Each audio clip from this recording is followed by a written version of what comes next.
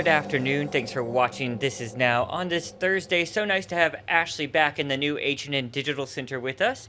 Let's get right to today's top stories. Let's take a live look now at Oahu's North Shore, where residents can expect more visitor traffic. That's because Turtle Bay Resort reopens today as the tourism industry rebound continues. We got to preview the resort's renovations just a short time ago. Here's Turtle Bay's Vice President and Managing Director, Tom Donovan.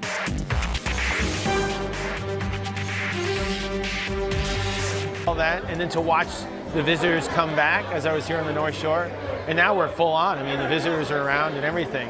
But this whole thing has been really difficult for our industry, the visitor industry. And it's great to see how quick we're bouncing back and getting our resorts up and running. And I do feel for some of the ones that had to go through that in November and December, which was really tough. It was up, it was down, it was kind of going through. But the pandemic actually, for our renovation and the things that we were doing here, it really helped us because there was this open time period to get this construction done. Turtle Bay closed for the pandemic in March of 2020 and took advantage of the shutdown to speed up renovations. There's been lobby renovations and there's a new pool deck. The ocean bungalows, which line the coastline, have also been redesigned. There's new dining concepts as well. Halepuna Waikiki opens today as well. The new hotel sits on the site of the former Waikiki Park and is the sister hotel to Halekulani. So since the mothership hotel is still being renovated, the Halepuna opening brings some key people back after a long COVID nap. Halekulani Corporation is one of the state's most award-winning hoteliers. As tourists continue to pour into Hawaii, critics are planning protests on July 4th by driving around all of the state's airports. With more than 30,000 people arriving per day, some residents feel it's too much, too fast. Just listen to what Mayor Victorino had to say at a press conference earlier this week. It's been difficult, to change people's attitudes. Some of the airlines are excited to get started again, and you're looking at Hawaii as a prime location. And if you imagine now, much of the rest of the world is closed right now. Europe is closed, Eurasia is closed, Mexico is closed, South America is closed, Canada has closed their borders. I think Australia just put in a bunch of restrictions, and they're kind of pulling back from opening up or where they were opened up at that point. And Korea, Japan, even the Olympics, they're not allowing people to come in. So people are choosing to come to Hawaii not only because of its wonderful resources and people, but because there really isn't a lot of choices. This could change in a few months, maybe when fall or when winter comes along, maybe some of these other areas be ready to open up. But with this new Delta variant, this makes it very difficult. The pandemic put Independence Day celebrations and travel on hold in 2020, but millions plan to head out for the holiday this year. But as Dina Demetrius tells us, travelers could run into roadblocks.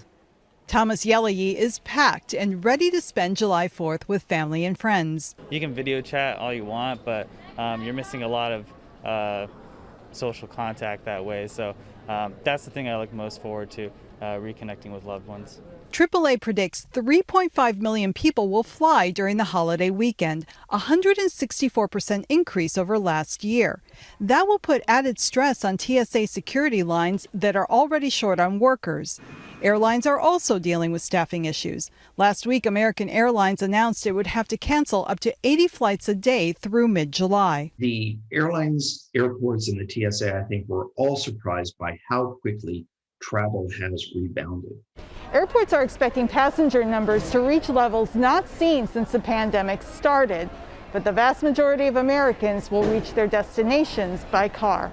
More than 43 million people are planning to hit the road, a July 4th holiday record, but drivers may get sticker shock at the pump. Gas prices are at their most expensive since 2014, so the most expensive prices in 7 years. Jeanette McGee from AAA says the national average for gas is up 90 cents a gallon compared to July 4th last year. What a difference a year makes, right? We are seeing high travel volumes for the 4th of July holiday, but just high traffic volumes in general. People are getting back to the roads and traveling more. McGee predicts gas is only going higher, possibly another 10 to 20 cents by the end of August.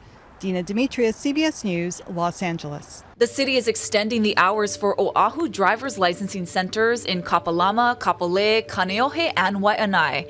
Now they'll open an hour earlier at 7 a.m. and stay open an hour later until 5 p.m. Our cameraman stopped by the Kapalama site today and the lines didn't look that bad. Windward City, Hawaii Kai, and downtown satellite city halls will open an hour early on weekdays at 7 a.m. They'll also be open from 8 a.m. to 4 p.m. on Saturdays. So will the Pearl Ridge Satellite City Hall. The goal is to address the increasing demand for driver's licenses, learner's permits, and state ID cards. Make an appointment at alohaQ.org. And a news alert for bus passengers. Holo cards are replacing paper bus passes as of today. Riders will have to load their electronic fare card with money before catching a ride. You can get one at various locations, including grocery stores, and cash can still be used to purchase a one-way trip.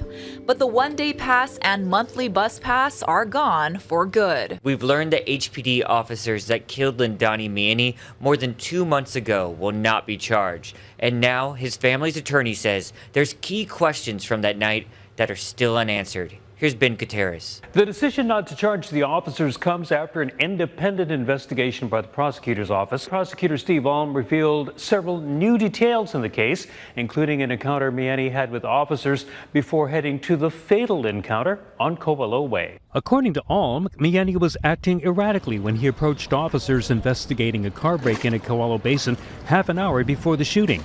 He even tried to get into a patrol car. Mr. Miani approached and attempted to get into the back seat of the vehicle, of the police car.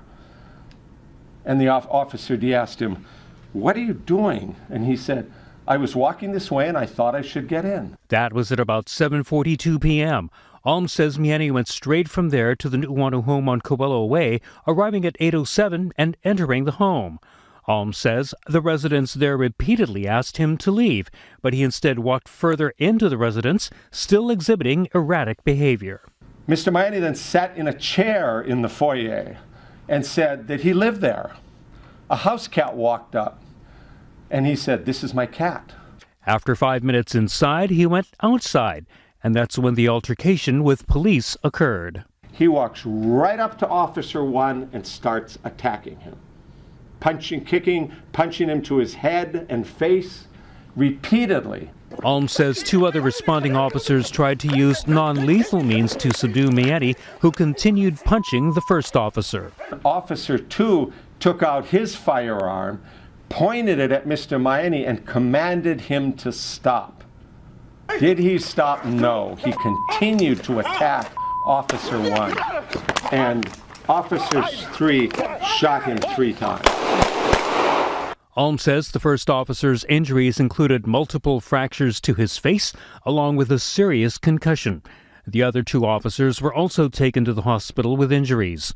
The prosecutor's office also released an autopsy report, saying Miani had some marijuana in his blood, but did it affect his behavior?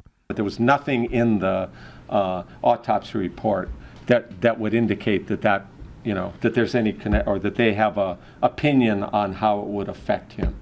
An attorney for the Miani family says there's still the question of whether Mr. Miani knew they were officers and not a private security detail of the hysterical 911 caller standing behind them who falsely pretended to report a break-in to someone.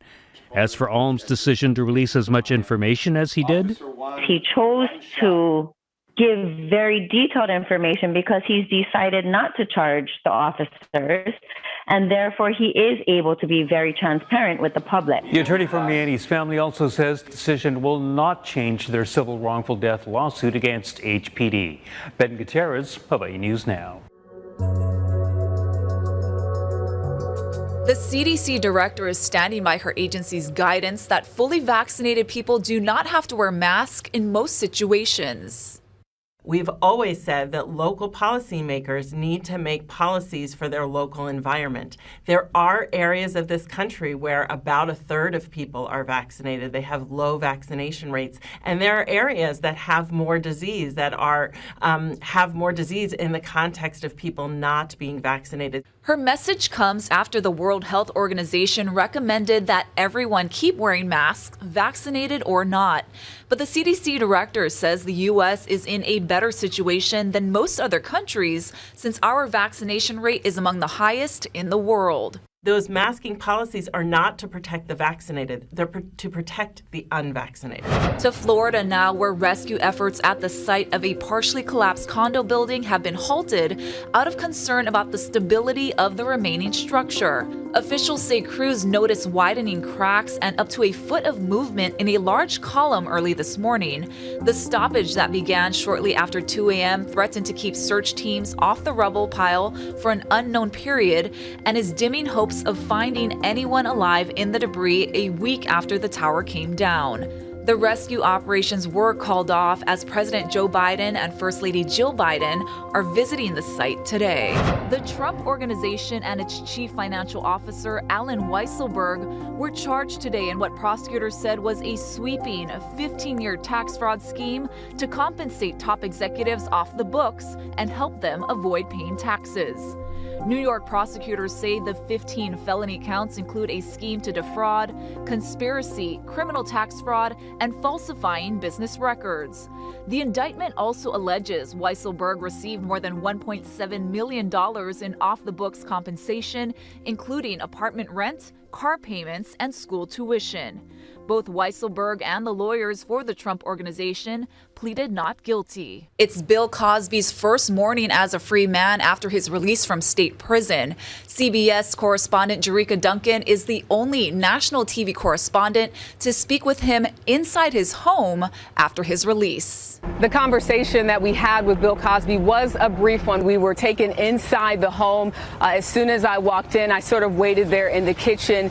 Andrew Wyatt, which is Bill Cosby's publicist, he went upstairs to see if Mr. Cosby was interested in speaking with me. This is something we had asked about earlier in the day. We were not allowed to have any cameras. I didn't have my phones with me. I went up the stairs. I saw Mr. Cosby in his bed. He was wrapping up a phone conversation, and he briefly spoke to me for about 5 minutes. He was clearly excited to be home. He was overjoyed and said that he felt vindicated. Oftentimes, you know, as a reporter, you're out here trying to get the story. On a day like this, we all know that people wanted to hear from Bill Cosby, even though he did come out earlier and it was sort of a display of he's fine, he's well, he's excited. He didn't say anything. And my question to his publicist was, is there any way we could talk to him? So I think it just started with that question. And then, as you know, I've been covering this story for the last 5 or 6 years. I looked back at some footage. One of the first stories we did was in 2014. Of course, the charges came in 2015, the trial in 2017, the conviction in 2018. So there's a history there of communicating with people on all sides of this story. And I think just simply asking, is there any possibility of getting a conversation or getting a better sense of what he's doing and how he's doing? And it just so happened that yesterday was the day and we were able to go inside. But again, he says he's vindicated and that justice was served. Of course, women who have accused Bill Cosby over the years of sexual assault say it was not the case, that justice was served, and they're very disappointed by the state Supreme Court's decision. From Elkins Park, Pennsylvania, Jerika Duncan, CBS News. All right, back out here live in the H&N Digital Center. Wanted to pass along a breaking news update that we just got in. Here's a live video feed coming in from Florida. The mayor of Surfside, Florida, has just announced that work resumes on that collapsed Florida condo building after that delay that Ashley just reported on a short time ago. They found some cracks they were concerned about, and they were worried about rescuers' safety there. So again, the mayor announcing work and the search efforts have again resumed there at Surfside, Florida. Meanwhile, we got some more breaking news, right, Ashley? Yep, the state health department is reporting 49 new COVID cases today and 1 new fatality, an Oahu resident.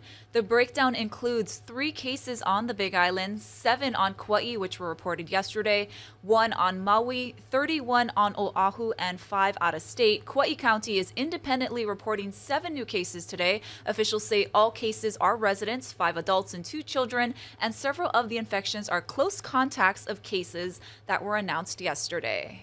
And check this out, another live video feed coming into the newsroom. It has been hot out there this week. I know, Ashley, you had a few days off. Did you get some sun? I did. It was super hot on Kauai, very humid. Yeah.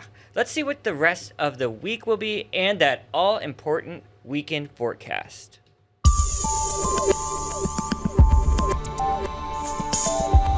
How's it on this Thursday? The beautiful trade wind weather continues. That does include some spotty showers for those windward areas. Fair bit of clouds upstream, so it might be cloudy from time to time for windward neighborhoods. Leeward sides will see lots of sunshine. And whatever showers come in will be brief because those breezy trade winds will be pushing the rain along. That limits the rainfall buildups. Definitely drier for Kona, but they might get some afternoon showers down towards Kona. Otherwise, it's going to be a gorgeous day. Similar to yesterday, trade winds running nice and breezy, getting stronger tomorrow, and load up on the sunblock.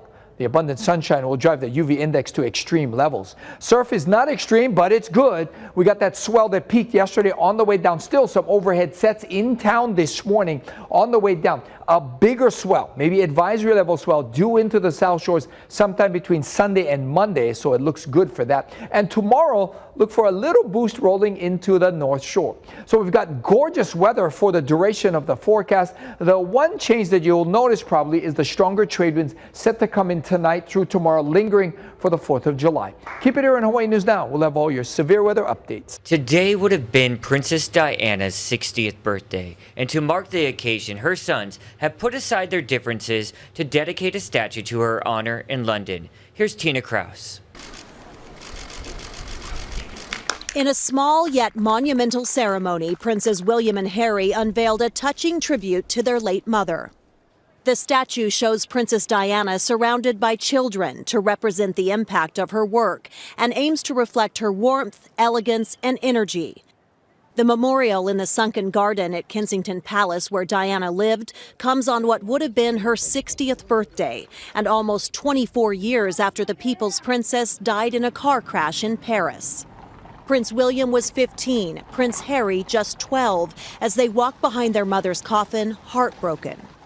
The princes released a joint statement Thursday saying, "We remember her love, strength, and character, qualities that made her a force for good around the world, changing countless lives for the better." The brothers last saw each other in April at another emotional event, the funeral for their grandfather, Prince Philip. Some see this as one more chance for them to heal their very public royal rift.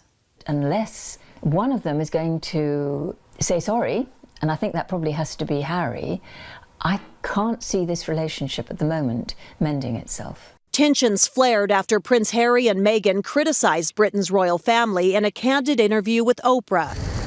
The two stepped away from royal life last year, just as Princess Diana did decades earlier. The memorial to Diana is surrounded by 4,000 of her favorite flowers. Gardeners spent more than 1,000 hours planting them, including 300 tulips and 100 forget-me-nots. Tina Kraus, CBS News, London.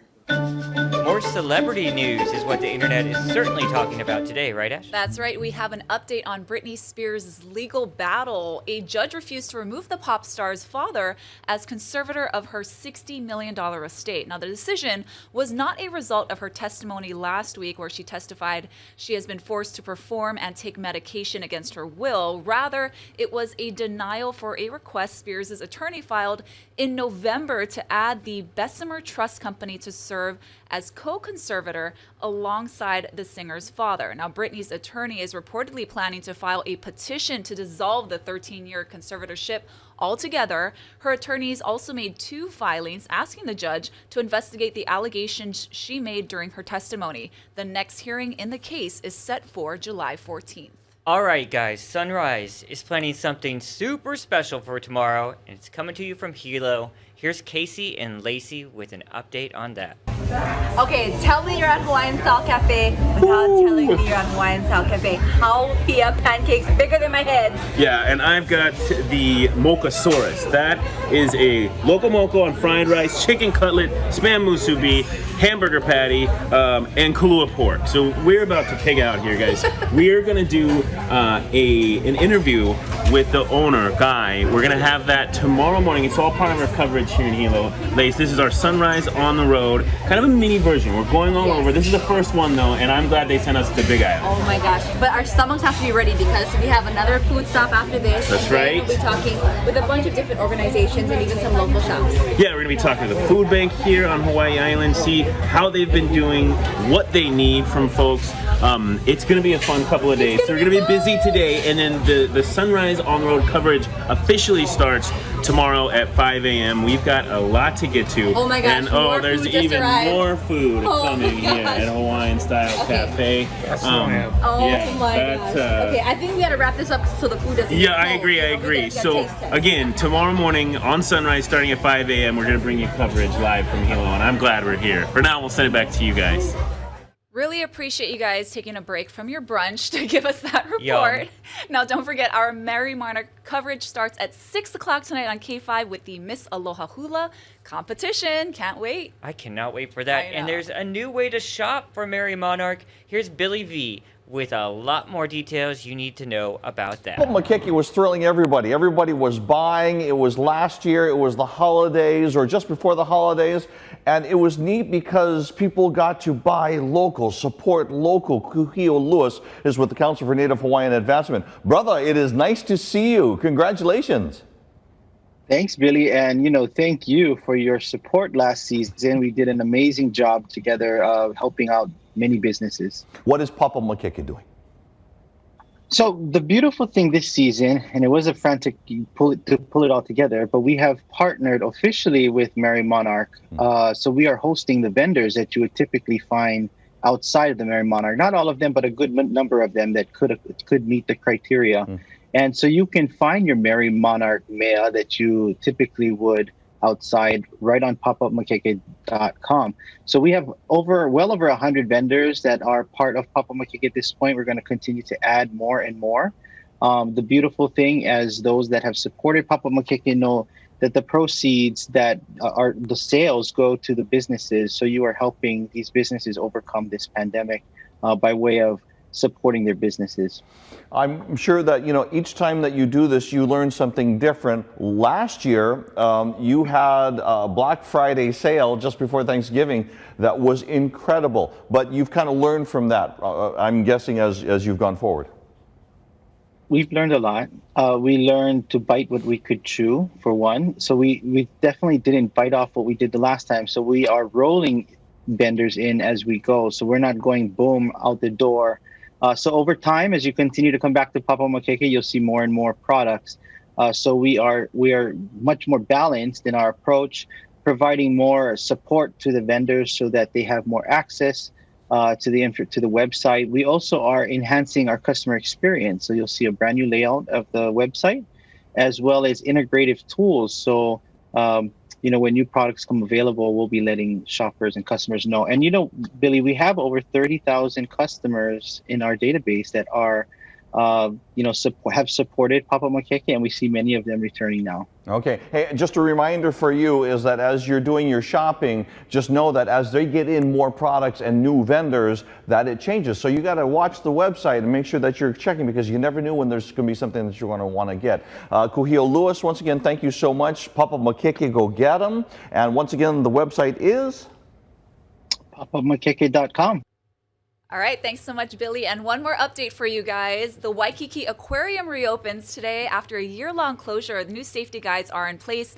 All guests must wear masks if they're older than 2 years old. Tickets can only be bought using a credit card. No cash allowed. That's going to do it for us on This Is Now on this Aloha Thursday. We'll have much more news coming up on air at 4:00. See you guys.